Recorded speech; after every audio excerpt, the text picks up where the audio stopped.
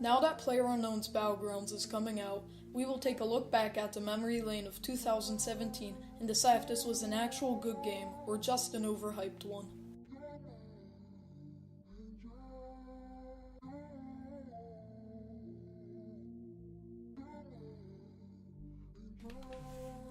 Before we take a look at what the game is at today, we need to take a look at everything it was before. PlayerUnknown was broke, working a dead-end job as a failing photographer. This all changed when he was introduced to the video game Arma 2 for PC. Brendan Green, also known as PlayerUnknown, was inspired by the 2001 Japanese film Battle Royale, and he wanted to see something similar in a video game. In this movie, 100 high school students were dropped onto an island and forced to fight to the death or get killed. This movie was never published in America until a few years ago due to the controversial nature and graphic realism of the movie.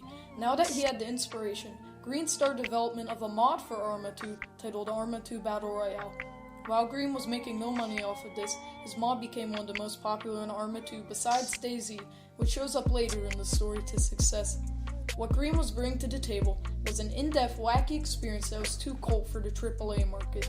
Soon after, the whole world saw that while an Arma 2 mod may be small in scope, it can go on to produce big things.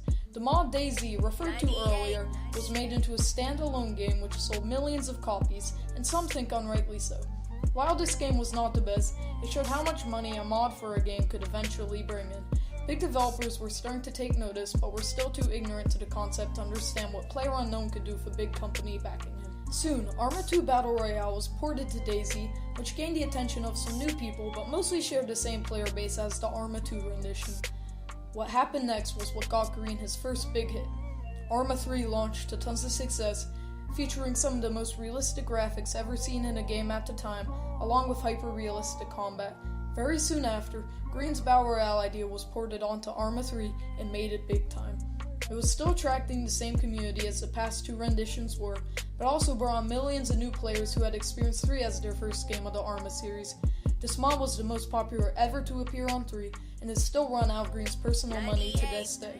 The mod became so popular that Sony took notice and hired him as a consultant for the original standalone Battle Royale game, H1Z1. H1Z1 was a big step for Green, but was not true to what his vision for a Battle Royale game was. In late 2016, the Asian company Bluehole approached Green to make his own full-scope Battle Royale game. This game, known as PlayerUnknown's Battlegrounds, launched on the Steam's Early Access program in March 2017. The game started out as a buggy gem of a game not known by most, and was well known for a company just having fun with a game instead of bolstering down to the norm of games. After this, the game quickly picked up recognition and being frequently played on stream, most popular by 2 of the top 10 streamers on Twitch, Shroud and Dr. Disrespect, each boasting more than 1 million followers, and each has more than 10,000 sponsors each. Once the game was known, it started drawing in from lots of communities. The H1Z1 players were starting to grow tired of the developers and were ready to jump ship, all starting to play PUBG.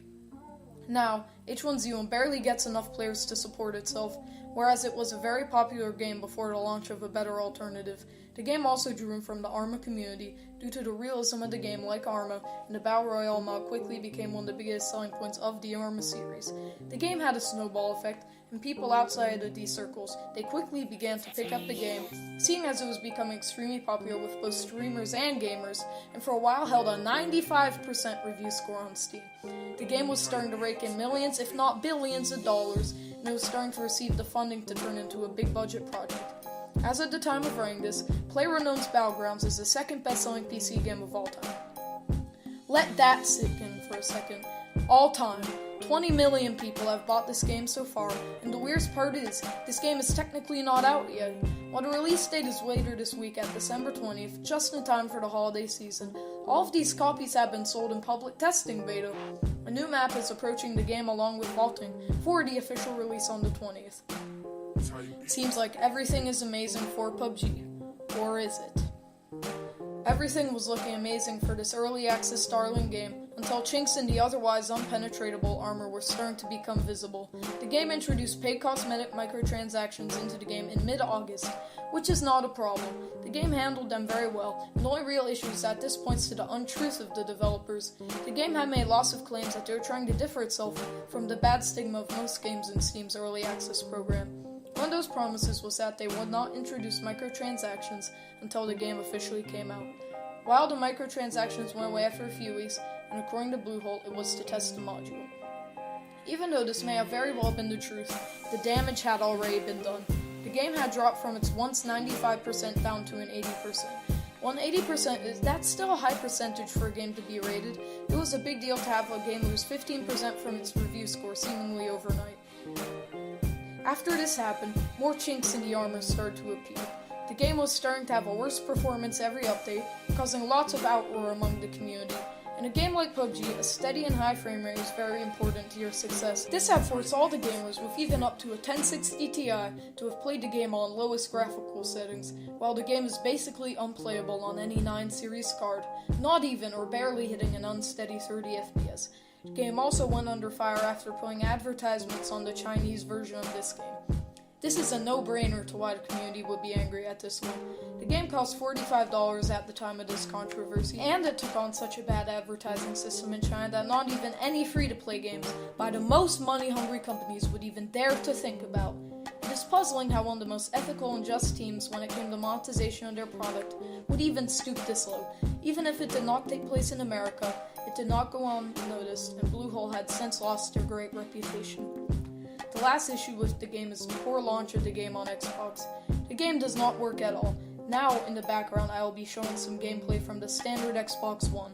The game barely works. The game is on the lowest graphical settings possible, and is very rare to see above 15 FPS. The GPU inside the Xbox, that's about equivalent to that of a 7 series card. Xbox also does not meet the minimum RAM requirements for the game on PC. This leaves a lot of empty textures and marshmallow. Last, the input lag on the Xbox version is more than terrible. This is some of the worst in current generation console games. As you can see from the footage above, the character does not turn until after the right joystick has been completely let go of. Also, now you can see the gun does not fire until after the trigger has been released. While the Xbox version of the game sold 2 million copies in under 48 hours of launch, sets out a depressingly low 40% review score, and the PC version has fallen from 95 to 80 to now a mediocre 60. I have provided you with the information, and now you have to make the decision of if PUBG was good, bad, or purely overhyped and could not live to the bar that set for itself. I will have to play out longer before we can see for sure what happens. This is the first game that I think looks like it will have an amazing and terrible future, even though I know that is not possible. It will either be one of those two, but we will have to see that later. Thank you guys for watching my video. If you enjoyed this, please make sure to leave a like and subscribe, as it helps me out a ton and gives me the motivation I need to continue making these videos. Please be sure to check out The Loot Gaming for all things related to our favorite pastime. To see more of what I will be doing in the future, follow me on Twitter at @TVKawaiiSky. I post my thoughts on gaming news and developments there, and you guys would surely be interested in what I have to say there if you liked this video. I will see you next time, and we will hopefully have a more consistent upload schedule in place.